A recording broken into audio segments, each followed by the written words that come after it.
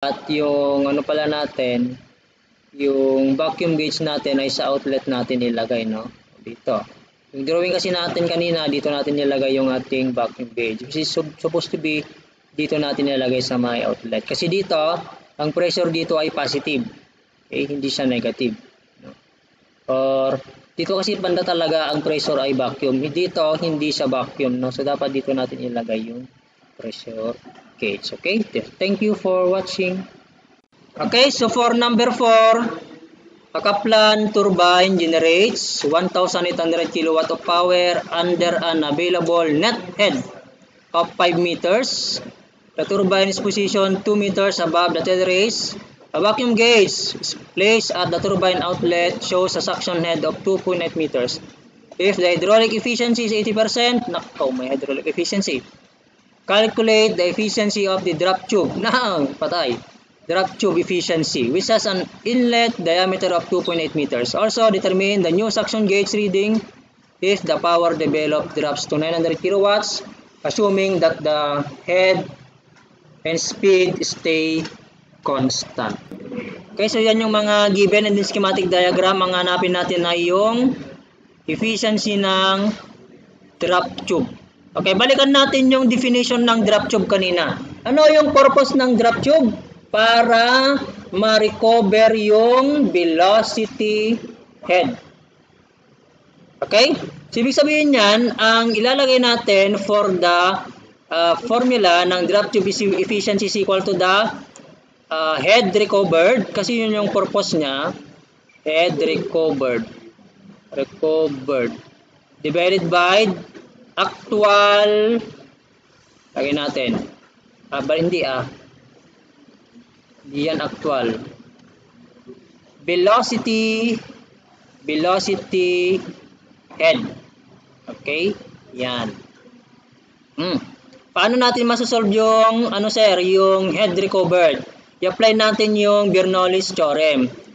Sabihin na lang natin ito ay 1 and then sa may tail race ay 2. Okay?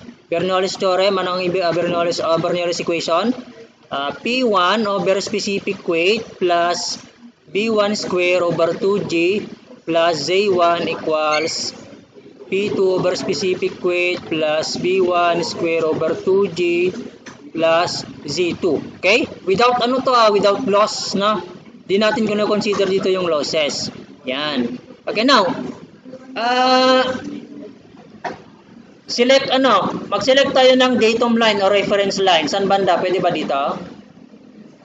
Okay, sige, dyan na lang natin. Dito na lang tayo mag-reference line. Ito yung ating datum line. Yan. So, ang P1 natin, anong P1 natin yun, no? Itong mismo na yun, yung head down, yun na yun yung P1 over specific weight. So, negative 2.8 plus B1 square over 2G plus Z1 natin, anong Z1? 0. Kasi ito yung datum line natin. Okay? Plus P2, this is 0. Bakit mo siniro, sir? Diba nasa atmosphere na to, oh? Diba? Nasa labas na yan. 0 na yan. Kumbaga, atmospheric pressure na lang siya. Take note, ito ay gauge. Ang nababasa nito ay gauge. So, kung ito ay gauge pressure, kung maglalagay ka dito ng gauge pressure, nasa atmosphere yan, 0 ang mababasa mo. Kung absolute, idagdag mo yung 101.325. E gauge naman ang basis natin, kaya 0. Okay? Yan. Oops. 0 equals 0 na yon. Plus, bakit 1 yun? 2. How about yung B2 mo? 0 na rin, tama. Bakit isi-0 natin? Wala naman na dito. Kung titignan mo kasi yung velocity ng tubig doon sa exit, mayroon siyang velocity pero almost 0, mabagal lang. Kaya we can assume na 0 na yan. Okay? Plus 0. How about yung Z2 natin? Negative 2 kasi nasa baba ng datum line. Ito na yan, yung B1 square over 2G na yan, yan na mismo yung si recovered, head recovered. which is equal to negative 2, di ba? Ililipat natin ito dun sa kabila, magiging positive 2.8. Oh, so this is 0.8. Okay? Or para mas simple, pinakita ko lang yung concept niya na, para mas simple, yung 2.8, i-minus mo na doon. Ganun lang yun.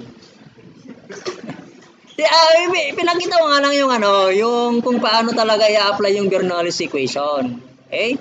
So that is yan na yung recovered head Ngayon, how about yung velocity head, sir? Ang velocity head natin, yung actual ito. That is equal to b square over 2g. Okay? Velocity ng water over 2g. So kunin natin yung velocity ng water muna. Kukunin natin yan gamit ang available na power. Tama, yung Q. Q is equal to area times velocity. So yung Q natin, makukuha natin yan gamit yung 1,800 is equal to specific weight, 9.81 times Q times head, which is 5, and then efficiency na, ano yung efficiency kanina? Ayun, 80%, no? 80%. 0.8. Store mo na yan. Ano to? 45.87 meter cube per second to, Okay? And then, ipapasok natin yan dito. And then, si area naman makukuha given yung diameter. So, makukuha ang velocity. So, velocity ng water is equal to 45.87 divided by pi over 4. And then, ang diameter kanina ay 2.8 square. So, yan ay, anong velocity ng water? Ito yung actual na velocity ng water. 45 meters per second. Okay? So, the draft tube efficiency equals, ano na yung kanina? 0.8, no? Divided by the square root ng, velocity head pa pala. Kunin pa pala natin yung velocity head dito. B square over 2J. Velocity ng water over 2J is equal to 7.45 square divided by 2 times 9.81. So, 2.83 meters. So, meters to. I-divide na lang natin itong 0.8 ng 2.83 meters. Yun na yung draft tube efficiency. Diba? Dali lang naman pala sa ng hydroelectric power plant. 20. Ayun.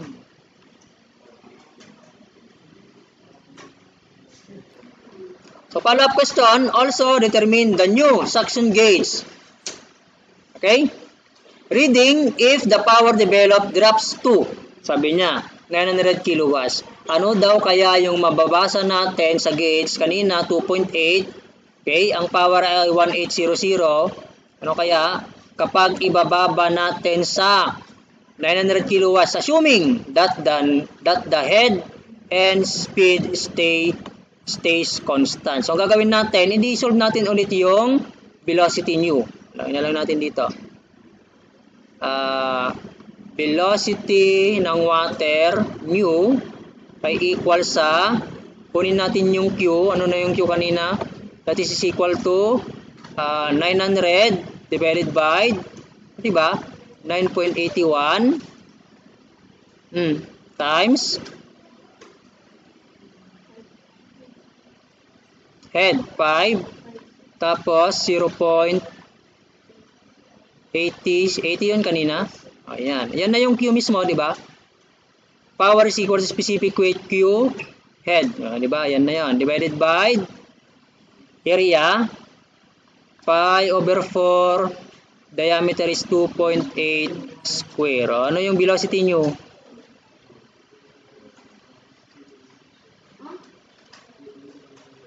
At this is 3.72 meters per second. Okay? Take note class na yung vacuum efficiency, fix yun, hindi yun mababago.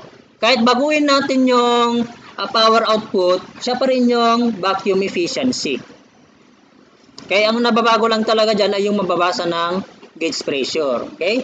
So kung constant yun, sir, di gamitin natin yon. So 0.25 Ay, wait, saglit. Kunin pa pala muna natin yung velocity head. Okay? So, yung B square natin, velocity ng water, nu, over 2J is equal to 3.72 over, square natin to over 2.9, yan. 0.19 meters yan. Okay? 0.19. I-apply na natin ngayon yan doon sa ating drop tube efficiency. 0.28. Ano yun kanina? Nice-store nyo ba yun? Hindi. Ayan. 2827 is equal to, ito ngayon yung vacuum pressure natin, no? Ito ngayon yung, ano kayang lalagay ko dito? Vacuum pressure. Vacuum pressure. O vacuum gauge. Ha? Itong may 0.19. 0.71. Okay, so vacuum gauge, nu, lagay natin dito, divided by 0.71. So, ano kaya yung magiging vacuum gauge natin?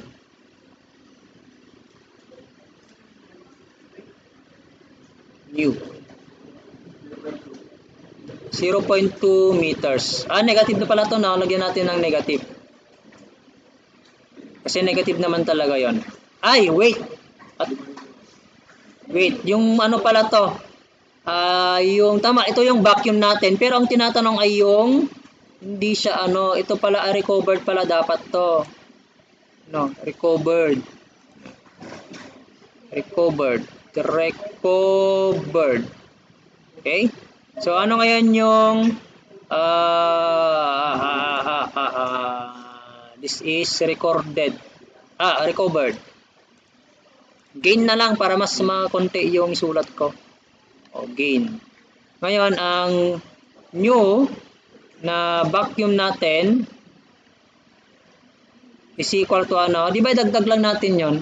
Di ba kanina, yung paano na ko yung 0.8? 2.8 less yung recovered.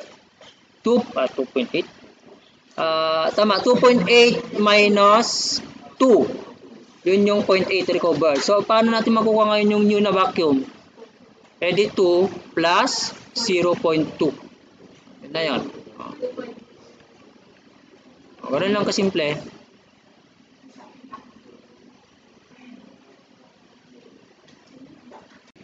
Okay, so for problem number 5, a Kaplan turbine develops 3,200 kilowatts under a head of 6 meters.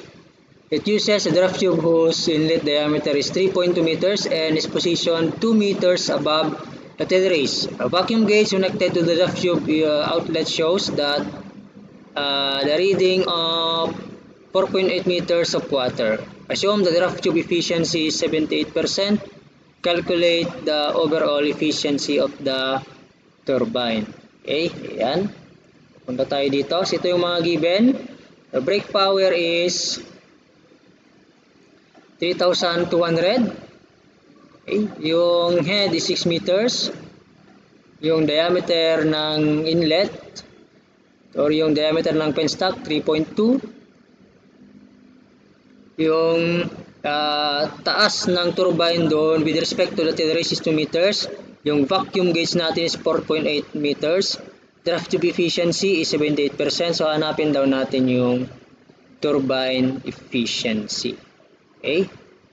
So para mahanap natin yung turbine efficiency, so equate lang naman natin yung brake power doon sa specific weight, Q, head, and then the turbine efficiency. So given na yan, alam naman na natin to. So kailangan na natin munang kunin yung si Q. In which ang Q natin is equal to area times the velocity ng water. And then si area naman, meron naman ng diameter ng inlet. So, makukuha natin yung area.